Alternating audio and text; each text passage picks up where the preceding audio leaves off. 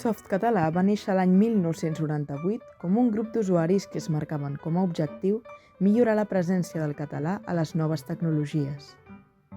Des dels seus inicis fins al dia d'avui, Softcatalà ha traduït, provat i donat difusió a la versió catalana de navegadors, de programes de correu i del paquet OpenOffice, convertint-se en la principal opció ofimàtica lliure en català.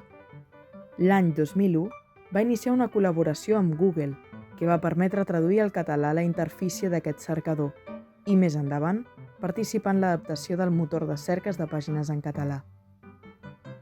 Durant aquest temps, ha col·laborat intensament amb el Centre de Terminologia TermCat en l'estandardització de nous termes en català relacionats amb les noves tecnologies.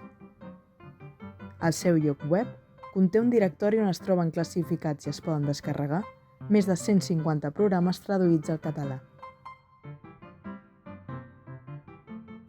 Durant els seus anys d'existència, Softcatalà ha rebut nombrosos premis i mencions, entre els quals destaquen el Premi Nacional d'Internet, que atorga anualment la Generalitat de Catalunya, el Premi Carme Serrallonga a la qualitat lingüística i el Premi Nacional de Cultura 2005, tots en reconeixement de la seva tasca i la seva trajectòria.